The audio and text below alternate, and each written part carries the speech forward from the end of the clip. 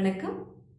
இன்னைக்கு அக்டோபர் 27. இன்னைக்கு ரொம்ப முக்கியமான ஒரு நாள். என்னன்னு பார்த்தீங்கன்னா, இன்னைக்கு வேர்ல்ட் ஆக்குபேஷனல் தெரப்பி டே. ஆக்குபேஷனல் தெரபிஸ்ட் எந்தெந்த ஃபீல்ட்லலாம் ஒர்க் பண்ணுவாங்க அப்படின்னு பார்த்தோம்னா, நியூரலாஜிக்கல் கண்டிஷன்ஸ், அதாவது நரம்பு சம்பந்தமான பிரச்சனைகள், ஆர்த்தோபெடிக் கண்டிஷன்ஸ், எலும்பு சம்பந்தமான பிரச்சனைகள், சைக்கியாட்ரிக் கண்டிஷன்ஸ், மனநலம் தொடர்பான பிரச்சனைகள், குழந்தைங்களுக்கான பீடியாட்ரிக்ஸ், இந்த 4 துறைகளிலுமே ஆக்குபேஷனல் தெரபிஸ்ட் ட்ரீட் பண்ணுவாங்க. இந்த வீடியோவில் நம்ம பீடியாட்ரிக் ஆக்குபேஷனல் தெரப்பி பற்றி தான் பார்க்க போகிறோம். குழந்தைங்களுக்கு என்னென்ன பிரச்சனைகள் இருந்தால் நம்ம ஒரு ஆக்குபேஷனல் தெரபிஸ்ட்டை கன்சல்ட் பண்ணணும் அப்படிங்கிறத டீட்டெயிலாக பார்க்கலாம். முதல்ல பார்க்க போகிறது குழந்தைங்களோட லேர்னிங் இஷ்யூஸ்.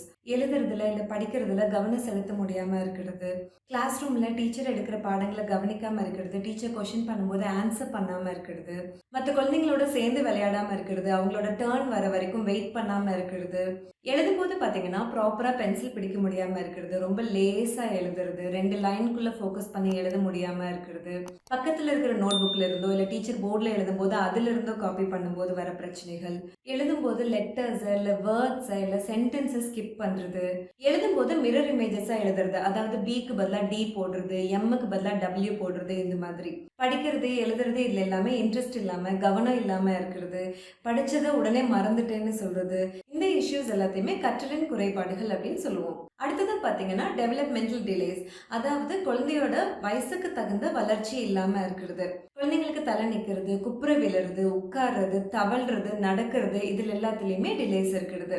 மொழி வளர்ச்சியுமே தாமதமாக இருக்கிறது, அதாவது 2 வயசாயும் கூடயுமே குழந்தை சிங்கிள் வேர்ட்ஸ் கூட பேச மாட்டேங்கிறாங்க அப்படின்ற மாதிரி இஷ்யூஸ் இருக்கிறது.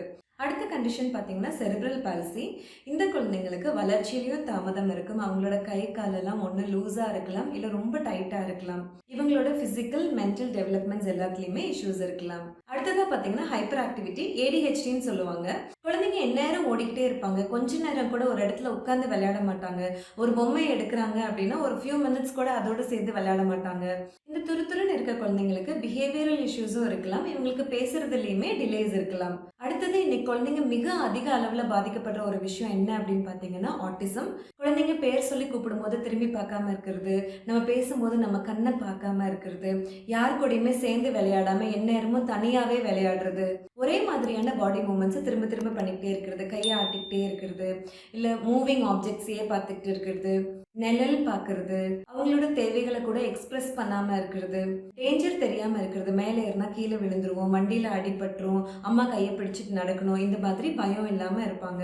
அடுத்ததாக டவுன் சிண்ட்ரோம், ரெட் சிண்ட்ரோம் மாதிரியான குரோமோசோமல் அப்னார்மாலிட்டிஸ் இருக்கிற குழந்தைங்க, mentally retarded kids, IQ level கம்மியாக இருக்கிற குழந்தைங்க, குழந்தைங்களோட டெய்லி லிவிங் ஸ்கில்ஸில், அதாவது அவங்களோட அன்றாட வேலைகளில் பிரச்சனைகள் இருக்கிறது, அவங்களாவே எடுத்து சாப்பிட்டுக்கிறது, ட்ரெஸ் பண்ணிக்கிறது, பட்டன் போட்டுக்கிறது, இதிலெல்லாம் இஷ்யூஸ் இருக்கிறது. இது வரைக்கும் சொன்ன மாதிரி ஏதாவது இஷ்யூஸ் உங்கள் குழந்தைங்களுக்கு இருக்குது அப்படின்னா நீங்கள் அவசியம் ஆக்குபேஷனல் தெரபிஸ்ட்டை கன்சல்ட் பண்ணணும். ஆரம்பத்திலேயே பிரச்சனையை கண்டுபிடிச்சி அதுக்கான பயிற்சியை குழந்தைங்களுக்கு கொடுக்கும்போது குழந்தைங்க ரொம்ப சீக்கிரமாகவே இம்ப்ரூவ் ஆவாங்க. நன்றி, வணக்கம்.